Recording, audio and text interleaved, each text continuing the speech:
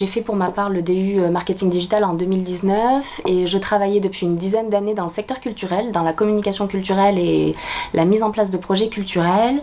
Et je suis titulaire d'un Master 1 en histoire et d'un Master 2 en stratégie du développement culturel. Au moment où j'ai choisi de faire le DU, en fait, j'étais à un moment de ma vie professionnelle où je souhaitais évoluer vers de nouveaux projets. Et finalement, j'avais deux options, soit faire un bilan de compétences pour éventuellement partir vers une reconversion, soit capitaliser sur les compétences que j'avais déjà, en l'occurrence en communication. Et voilà, j'aimais bien la communication, j'avais plutôt envie de rester dans ce domaine-là, mais éventuellement d'évoluer dans un autre domaine professionnel.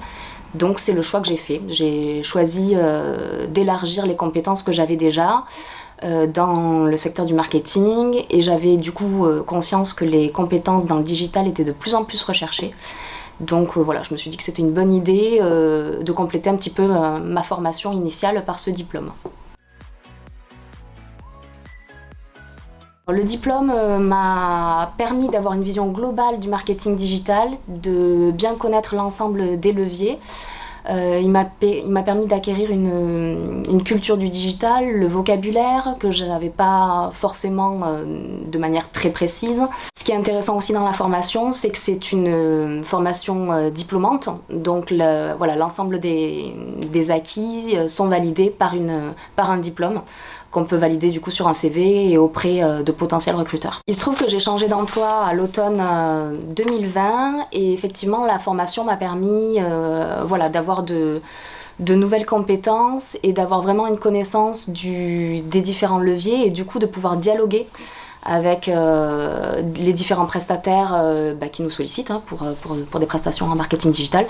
Et donc pour certaines, de dialoguer avec des prestataires pour certaines choses et pour d'autres de les faire moi-même, des choses que je ne faisais pas forcément avant de faire la formation.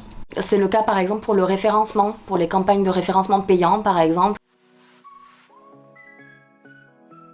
Je dirais que quand on est communicant ou bien quand on a sa propre entreprise, c'est toujours une bonne idée de se former au digital. Aujourd'hui, c'est indispensable.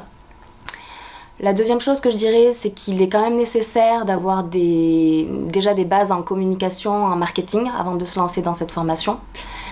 Et la troisième chose, c'est que c'est une formation qui est assez intense, en tout cas quand on l'a fait, quand on est déjà en poste, quand on a un emploi à côté. Mais qui est très enrichissante, à la fois par les cours qui sont dispensés, les travaux qui sont demandés, les applications du coup, et également par les rencontres, les intervenants et les personnes qui font aussi la formation en même temps que soi. C'est des rencontres très enrichissantes.